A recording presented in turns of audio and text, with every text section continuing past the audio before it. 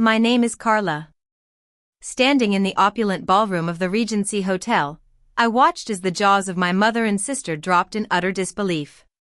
The massive screens around the room, which were initially set to showcase donor contributions, now blazed with breaking news. Tech prodigy Carla Thompson acquires StarTech in historic $4.5 billion merger.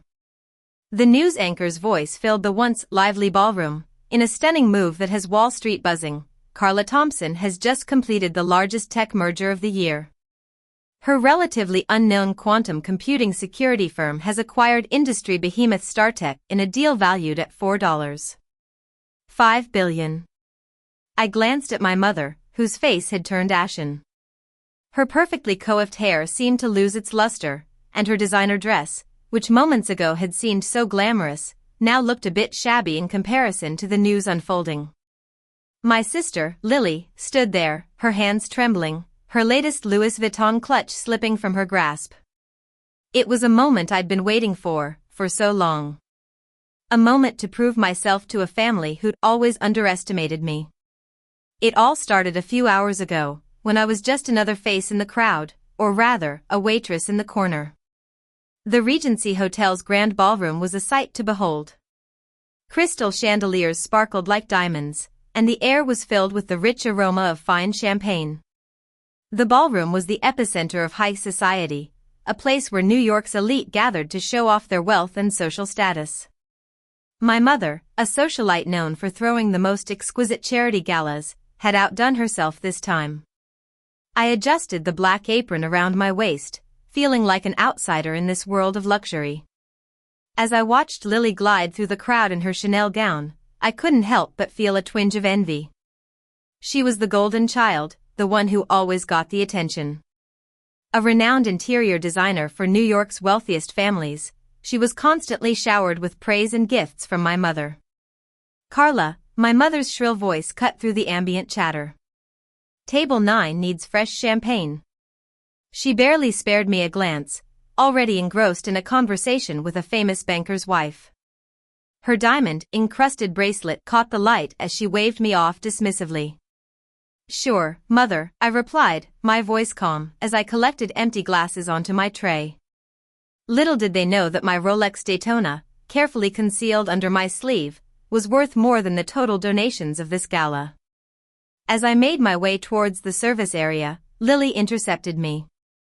The waitress outfit really suits you, Carla, she sneered, adjusting her emerald necklace, a gift from Mother for landing a high-profile client. It's so fitting for someone like you. I forced a smile and discreetly checked my phone. There were 3 missed calls from my executive team. The merger negotiations with StarTech must have been reaching their final stages. Still playing around with your little tech startup? Lily's voice dripped with false concern. You know, if you'd just let me introduce you to some real business people, maybe you'd get somewhere. I'm doing just fine, Lily, I replied, slipping my phone back into my apron pocket. Just then, Mother approached, her Manolo Blahniks clicking against the marble floor. Carla, this is hardly the time to be texting, Mother said, her disapproval evident. If you're going to help at my gala, at least act professional. Not everyone can be as successful as Lily, but you should try to be useful. I caught a glimpse of my reflection in the ballroom's gilded mirrors. The black serving uniform was a stark contrast to the glittering gowns around me. If only they knew that my little tech startup had just revolutionized quantum computing security. Speaking of useful, Lily chimed in, Mother, did you hear about the Thompson contract? They're letting me redesign their entire Hamptons mansion. It's easily a multi-million-dollar project. She smiled triumphantly. Wonderful, darling, Mother beamed. Now, that's what I call success. Carla, take note. This is what hard work and dedication look like. Just then, my phone vibrated again. A text from my CFO, final paperwork ready. Merger approval imminent. Lily smirked as she saw me check my phone. Still can't afford a decent car, can you? Taking the subway to a charity gala. How embarrassing for the family. The subway is environmentally friendly, I replied calmly, knowing that my collection of luxury electric cars was parked in a private garage a few blocks away. "It's not about the environment, dear," Mother said. "It's about appearances. Do you think anyone here will take you seriously serving drinks in last season's shoes?" "I don't need anyone here to take me seriously," I blurted out before I could stop myself. Mother's eyes narrowed. "Clearly, since you're not even trying to network. All these influential people, and you're hiding behind a serving tray, playing with your phone." My phone lit up again. It was my executive assistant's number. I knew this was the call I'd been waiting for. The timing was almost perfect.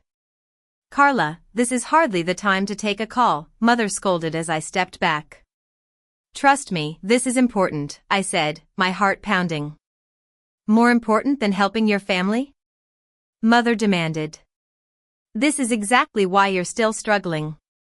Just then, my phone screen illuminated with the message I'd been waiting for. "Ma'am, urgent tech merger complete. You now own 70% of StarTech." I smiled as I watched their champagne glasses freeze mid-air. The next few minutes would change everything. As Mother began to speak again, her voice trailed off as my phone started ringing. I answered on speaker. "Ms. Thompson," my executive assistant's voice echoed clearly in the suddenly quiet ballroom. "The merger is complete. The press release goes live in 3 minutes. CNN is requesting an immediate statement about your acquisition of StarTech and its subsidiaries." Lily's champagne glass shattered on the floor. "StarTech? The $4.5 billion tech giant?" she gasped. "Thank you," I replied calmly. "Please inform the board I'll be available for the emergency meeting in 20 minutes and have my driver bring the Rolls-Royce around." Mother's perfectly composed face began to crack.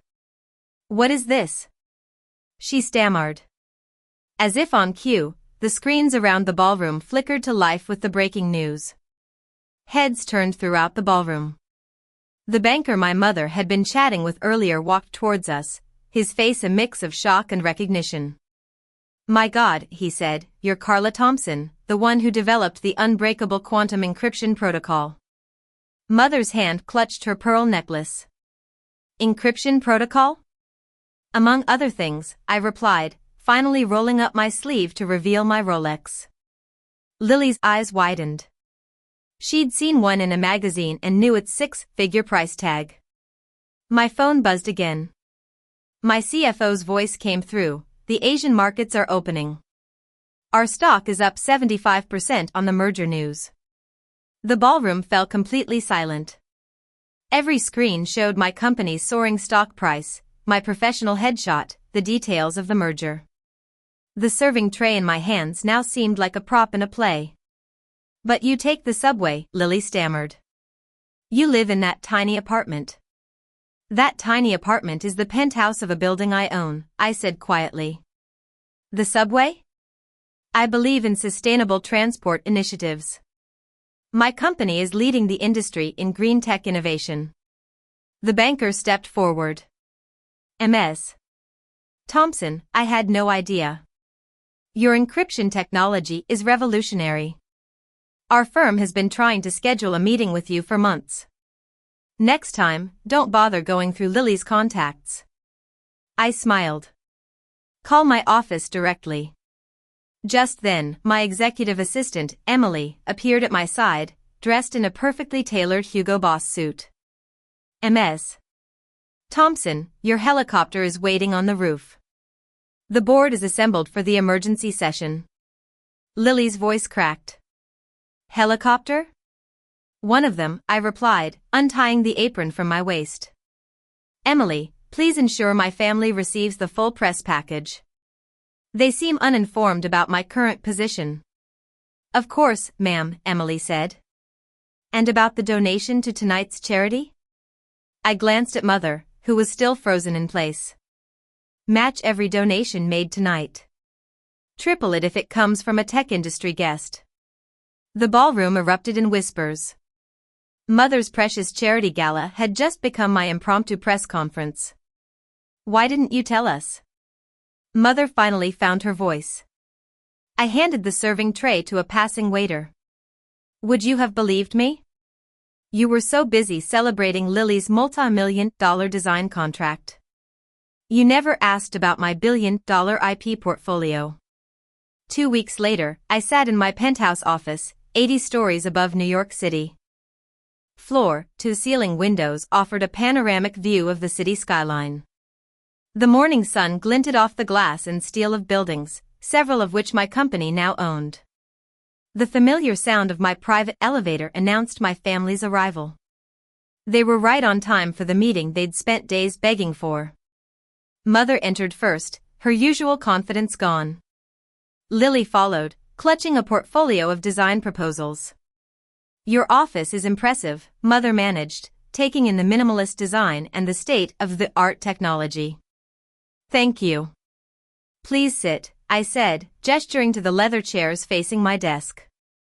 Emily, hold all calls unless it's the Tokyo or London office. Push the Forbes interview to tomorrow. Family matters take priority today. I saw Mother's eyes widen at my casual rescheduling of international media. Carla, Mother began, smoothing her skirt nervously. We've been doing a lot of thinking. I'm sure you have, I replied, pulling up a holographic display of their financial records. Especially after the Thompson family canceled Lily's contract. Lily flinched. How did you know? The Thompsons are major shareholders in StarTech. Their CEO sits on my board now. They prefer to work with designers who have better connections.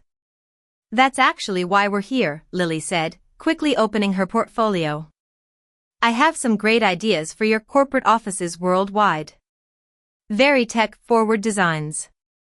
Lily, I interrupted gently. I already have an award-winning architectural firm on retainer. But I appreciate the initiative. Mother leaned forward. Darling, we just want to understand all these years, while you thought I was failing, I finished for her. Let's be clear. I never failed. I just succeeded in ways you couldn't understand. I pulled up another holographic display, a family trust document. I've had my legal team draw up a new family arrangement. You'll both receive annual stipends, access to certain company properties, and seats on my charitable foundation's board. Their eyes widened at the figures displayed. However, I said, there are rules. No more humiliating family at galas. No more mocking careers. Business stays at the office, not family dinners. Of course, Mother nodded. Yes, you did, I said. But now you have a choice. Leave the past behind or repeat it. Lily stared at the numbers. These payments are more than I ever earned. Success isn't always obvious, I smiled. Sometimes it takes a helicopter landing to notice. We're sorry, Carla, Mother whispered. You should have supported me, I said. But now you can learn or be left behind. And by the way, I bought the Regency Hotel. Good luck booking galas without me. They sat there, frozen, as Emily entered with contracts. Sign when ready, I told them. My lawyers will explain. After that, we start fresh with real opportunities this time. Mother picked up the pen, her hand shaking. We won't disappoint you again. No, I replied, glancing at my phone's merger alert. You won't. Emily will show you out. And Mother, next gala, it's going to be about tech education for underprivileged kids. No trays involved. As the door closed behind them, I faced my screens again. They had wanted me to be successful. They just never imagined my version of success.